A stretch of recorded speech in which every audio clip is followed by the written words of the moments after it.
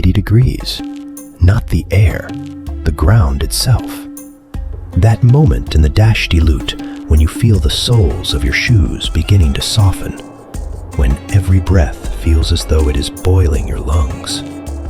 NASA's satellites can measure the number, but understanding its reality means watching the horizon shimmer like a mirage melting into the distance, and seeing the air above the desert twist and bend as if it were alive. This is the highest ground temperature ever recorded on Earth. And in the north of the same country, at this very moment, a man with calloused hands warms himself with the heat of a slender glass of tea held between his fingers. As he pours, his thoughts are not on the scorching dunes he has likely never seen, but on the dream that visited him the night before.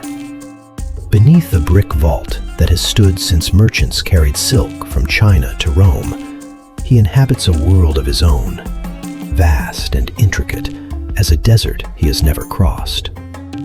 Separated by 1,000 kilometers and a lifetime of different experiences, the molten earth of Lut and the delicate tea glass resting in the old man's hands are sustained by the same sun. This is a place that cannot be contained by maps, nor reduced to a single story.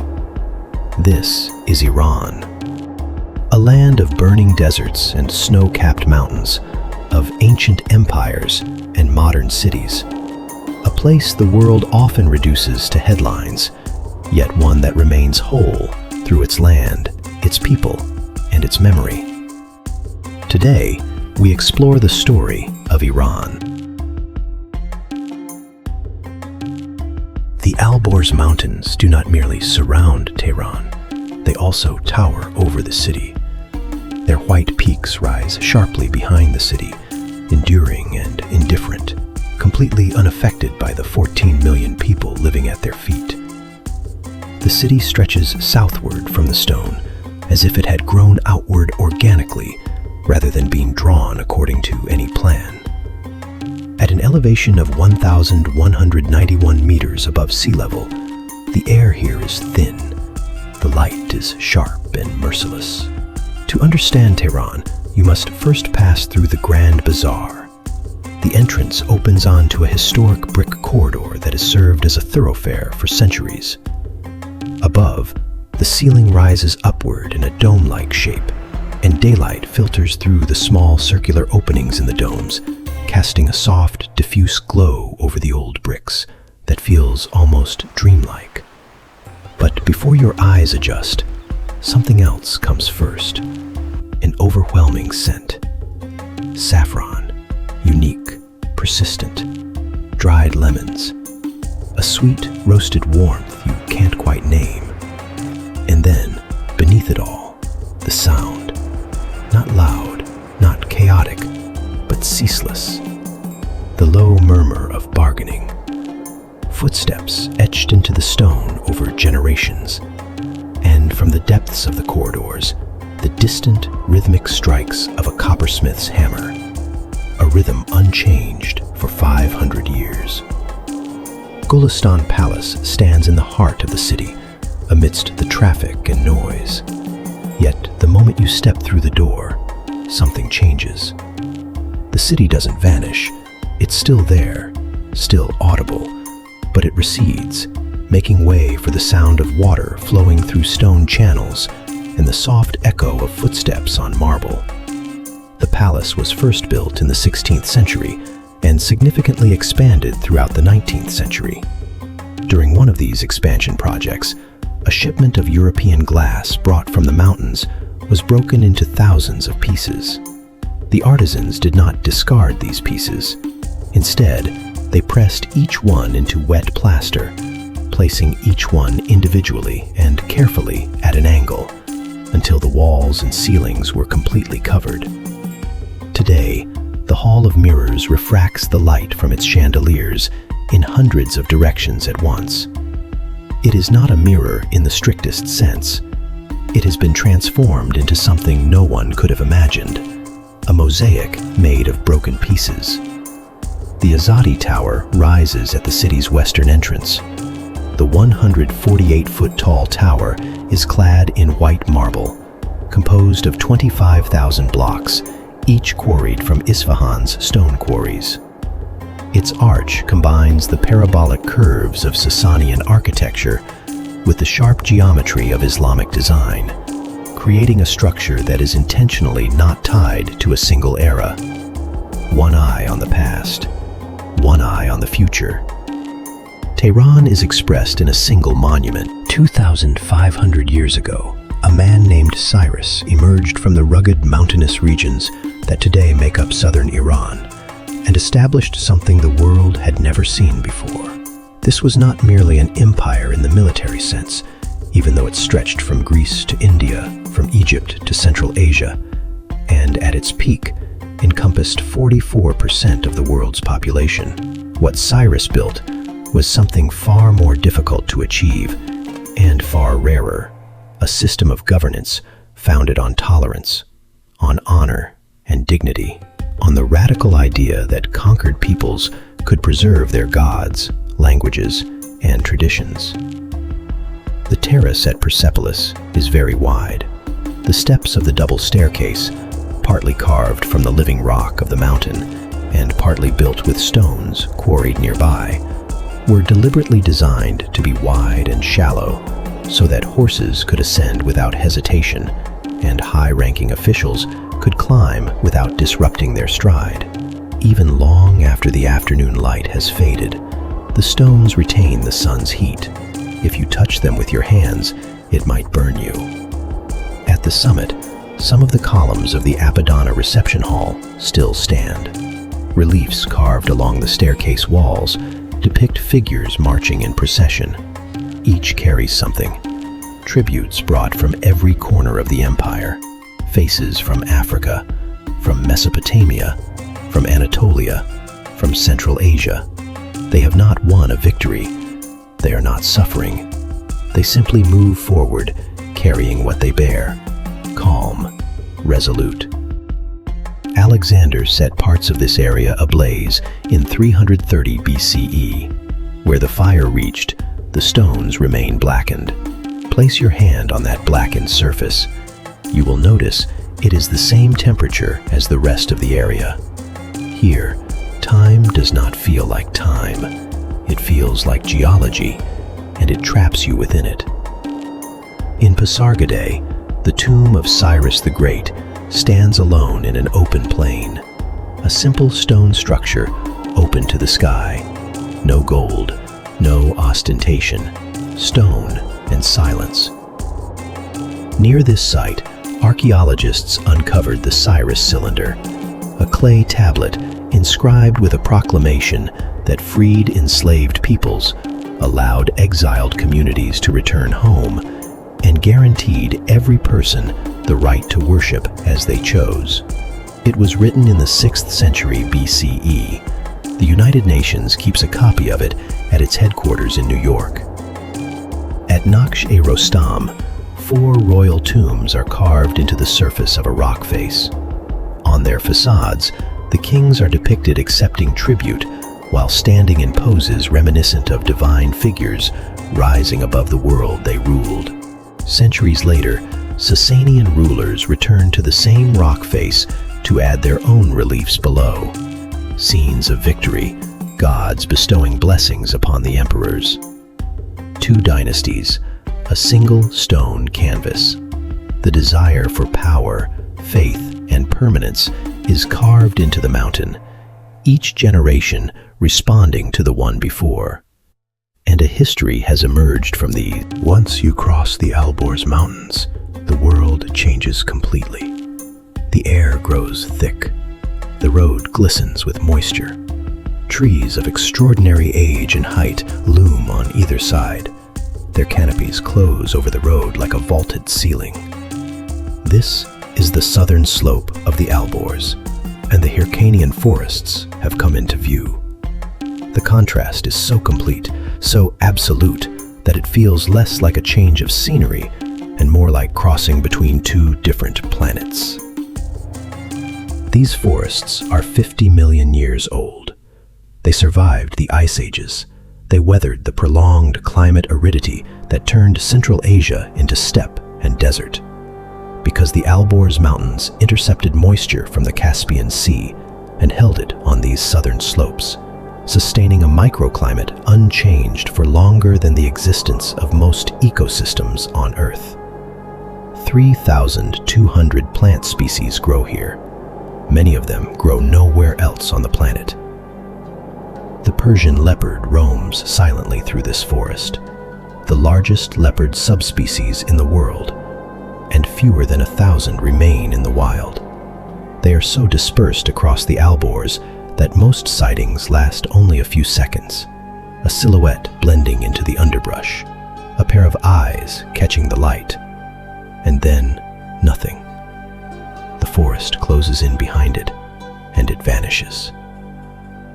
The Eurasian brown bear also lives here, alone. It can weigh up to 270 kilograms. As autumn deepens, the bears roam with a kind of determined urgency. Roots, fruits, insects, fish pulled from cold streams, stockpiling provisions for the months spent in a rocky den high in the Alborz. The sheer size of the trees makes everything else feel small, but this is not an unsettling feeling. It is the sensation of being in a place that existed long before you arrived and will continue to exist long after you've gone. Thousands of birds flock to the wetlands along the Caspian coast. White storks, gray herons, flamingos, cranes, and among them, the Siberian crane, with its snow-white feathers, black-tipped wings, and a grace that seems almost ceremonial as it moves step by step through the shallow waters. The Siberian crane is one of the rarest birds in the world. For this bird, which breeds in Siberia and winters in India, Iran's wetlands serve as the last remaining safe haven along its entire migration route. If these coastal marshes disappear, the crane will have nowhere left to rest, feed, or stop. Iran is not merely a country on this bird's journey. Iran is a prerequisite for its survival. Viewed from the air, the Zagros Mountains stretch across western Iran like the spine of an ancient, colossal creature. Ridge upon ridge, shaded valley upon sunlit peak. These contours repeat themselves until the atmosphere itself transforms them into an abstract form. They are neither gentle nor merciful. Cliffs plunge straight down without warning. Even in spring, snow remains on the high peaks.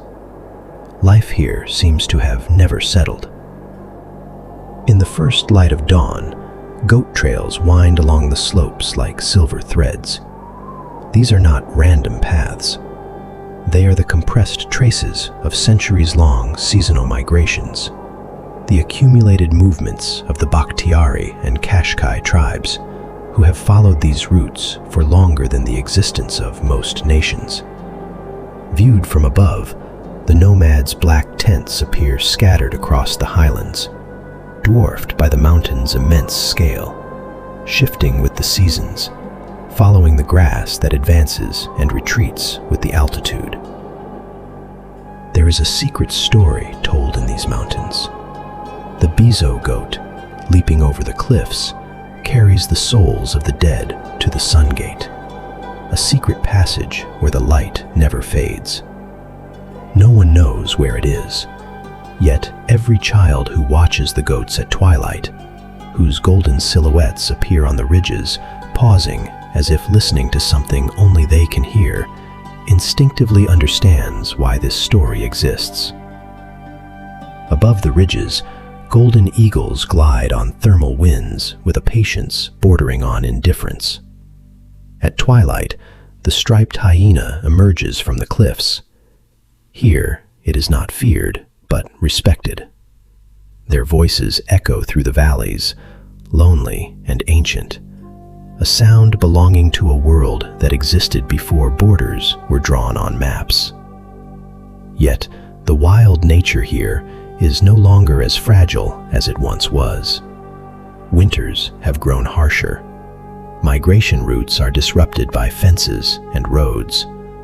The resilience that has sustained these mountains and their people for thousands of years now carries a whisper of change rather than certainty. But the Zagros is still there, raw, unpredictable, alive. Every ridge is a line from an unwritten poem, because there was never any need to write it.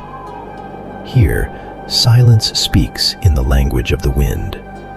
No poem can ever fully capture these places. In the southeastern Zagros Mountains, the landscape takes your breath away. The mountains give way to plains with majestic grandeur. As we approached the edge of Iran's central desert, the greenery dwindled and faded, replaced by sand, ochre, and scorched earth.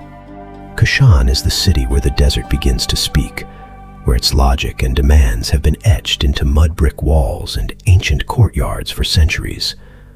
There is something different in the air here, drier, older, more unique.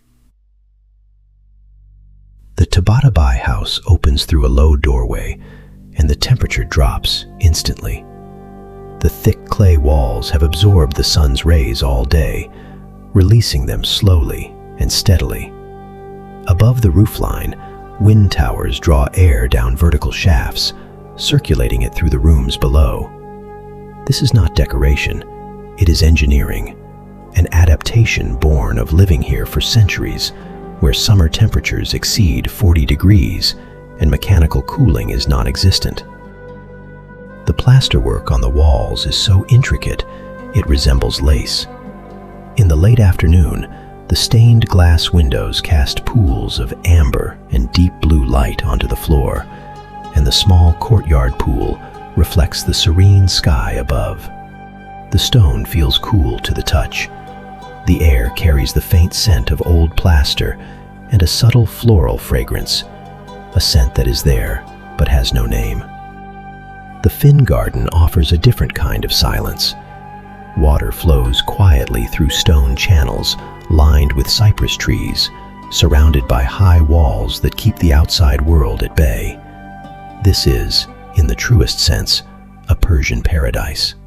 The word itself derives from the Old Persian paradisa, meaning walled garden. This is where the concept was born. Symmetry, peace, the sound of water flowing through dry earth. Beyond Kashan, the village of Abyaneh clings to the desert slopes, having remained largely unchanged for over 1,000 years. Its houses are made of the same red clay as the slope they stand on, so the village looks less like it was built and more like it grew, an extension of the earth itself. The women here still wear traditional flower-patterned headscarves. The streets are so narrow that two people cannot walk side by side. Here, history isn't simply preserved behind glass cases. History moves with every breeze and lives on every weathered face. Isfahan appears before us like a long-held breath finally released. Once the capital of the Safavid Empire, this city was not built merely to impress. It was designed to inspire, a place where art, religion, science, and geometry are not separate disciplines, but a single language spoken through stone, tile, and light.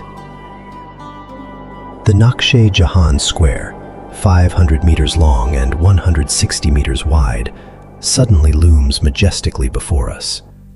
At the far end, the Imam Mosque anchors the space with its serenity, its entrance portal positioned at a slight angle off the square's axis because the architect had to align the facade with the square while ensuring it faced Mecca. Behind the portal, the dome is covered with tiles that change color with the light, dark blue in the morning, shifting toward turquoise by midday. On the eastern side, the Sheikh Lotfola Mosque stands without a minaret. Its dome is cream-colored, adorned with dark arabesque patterns that from a distance almost resemble calligraphy. Upon closer inspection, The pattern transforms into interlocking geometric shapes, each flowing into the next in a sequence with no apparent beginning or end. The Si-o-se-pol bridge has 33 arches. Built with masterful engineering in the early 17th century, the river it spans has dried up. It has been dry for years. Still, people come in the evenings. They gather in the lower galleries, where the arches form vaulted chambers over the empty riverbed, and they sing. Not performing, not for any audience. They sing just as people do when the acoustics of a space invite it.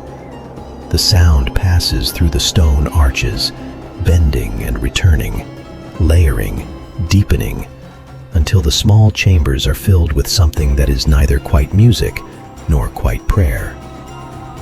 The river is gone, but the feeling and the singing remain. Yazd rises from the central plateau like a mirage that never fades.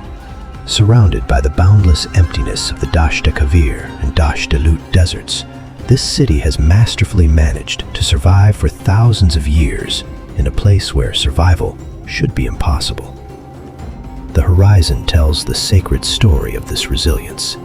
The elegant minarets rising above the rooftops, and between them, the rectangular columns of the badgirs, wind catchers, with their open ventilation shafts facing north to meet the prevailing wind.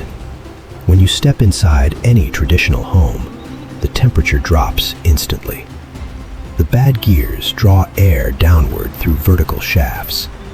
Beneath the streets, channels, ancient underground conduits, carry mountain water to reservoirs beneath the homes.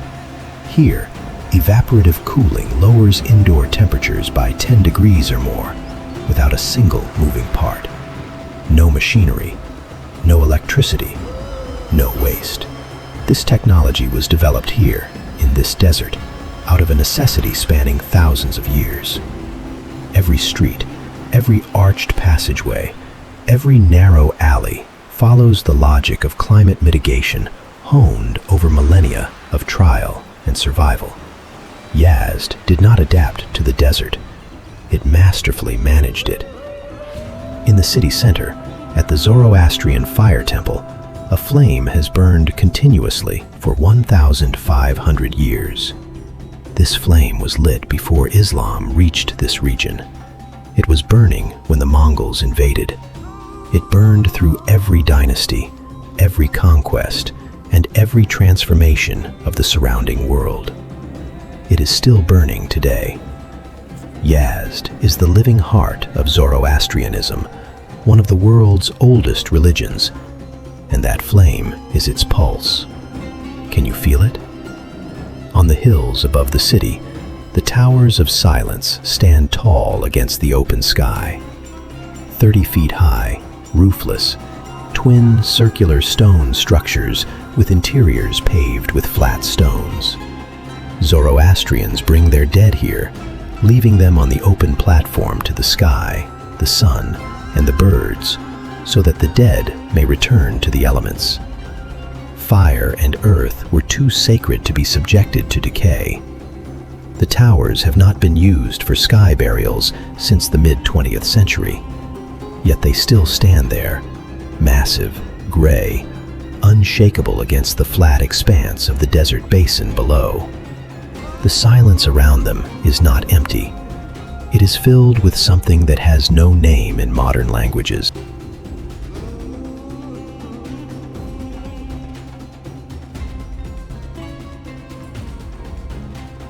Shiraz greets you with a surprise unlike any other city in Iran. It doesn't announce itself with splendor or grandeur.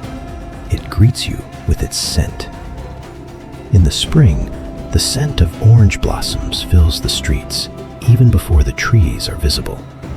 The light in the late afternoon is softer here than in other parts of the plateau, perhaps due to the angle of the light, or perhaps the effect of dust suspended in the air, casting a soft glow on the stone walls rather than a harsh reflection. Try to imagine it. This is the city of two poets, Hafiz and Sa'di, whose words have been read without interruption for 700 years. The local people believe that opening Hafiz's poetry book at random will reveal a truth about your current situation. This practice is called Fale Hafiz, or Hafiz's prophecy. Many visitors leave Shiraz with a small booklet of Hafiz's poems, not as a souvenir, but with the intention of using and keeping it alive. The Nasir al-Mulk Mosque has stained glass windows facing east. For about an hour after sunrise, light passes through these windows, creating patterns on the floor, columns, and hand-woven carpets that shift in hues of amber, ruby, and deep purple. As the sun rises, the light shifts, angles change, and colors slowly spread throughout the space. This lasts for about an hour. Then the light changes, the colors fade, and the mosque ceases to be what it was during that hour, returning to being simply a mosque. A sacred ambiance envelops the entire space and the spirit of the community.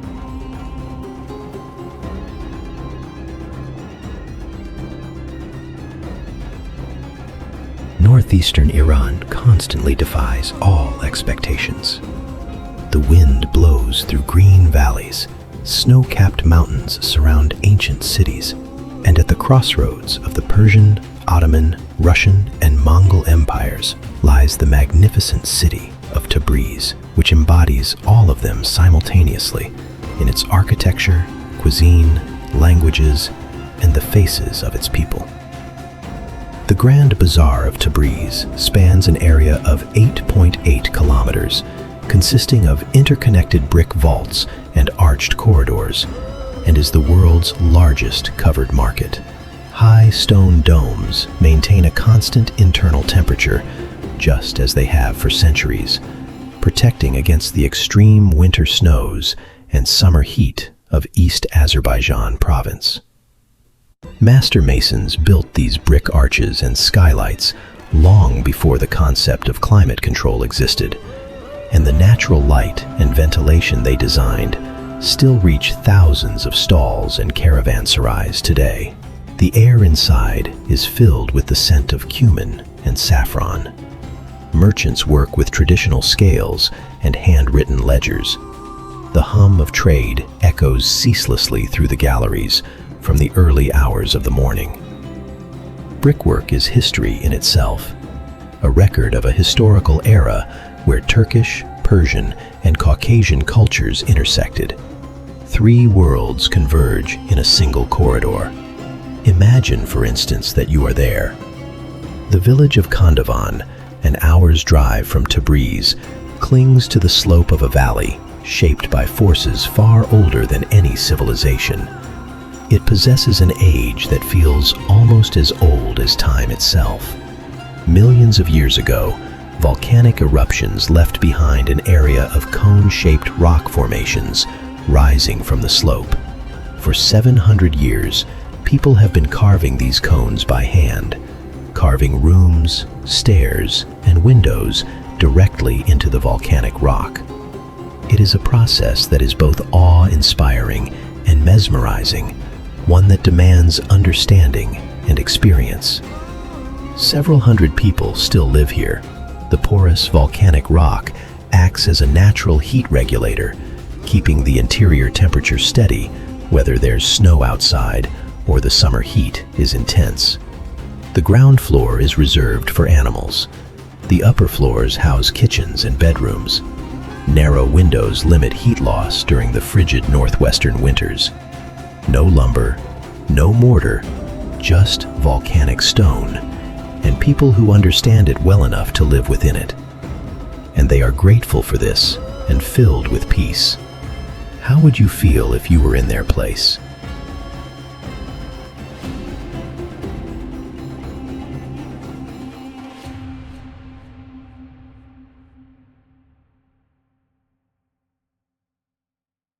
The sun is setting, and the desert is turning gloomy.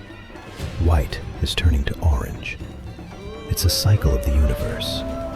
Orange turns into a red that has no name in any language. wonderful moment. The dunes cast shadows stretching hundreds of meters across the flat ground between them, and the sky above takes on a shade of blue seen only at high altitudes and dry air, so saturated it looks artificial. Behind us, in a city we left behind this morning, a man pours tea into a slender glass, and the amber-colored liquid reflects the light of a lamp that has been burning in the same spot longer than the duration of most countries' existence and glorious past. Deep within a forest we passed through days ago, a leopard moves through thickets so dense that moonlight cannot reach the ground. In a desert we just crossed, the world's last 20 Asian cheetahs move through the heat, leaving no trace. Somewhere in the city of poets, a nightingale sings in a garden where roses will bloom again in spring. This country holds all of this at once, like a rainbow without equal. A fire that has burned for 1,500 years, a forest that survived the ice ages, the desert with the hottest surface on Earth, an empire that once housed 44% of the world's population and is still governed by a document displayed by the United Nations, a poem that has been read uninterrupted for 700 years, architecture that solves the problem of living in extreme heat without electricity, mountains that have held the same paths for centuries. This place, which appears to us as a country, was actually something entirely different. A series of conditions so extreme and so unique that everything that survived them, architecture, culture, animals, people, had to transform into something extraordinary just to remain here. This is not a metaphor. This is what actually happened. And for humans, there are stories here full of lessons and compassion. If this journey has stirred something within you, leave a comment below. Tell us what surprised you the most. Subscribe to our channel, because the stories we share here are the ones that don't make the headlines. And we're just getting started. Together with you, we'll explore different stories across the world's diverse landscapes and cultures.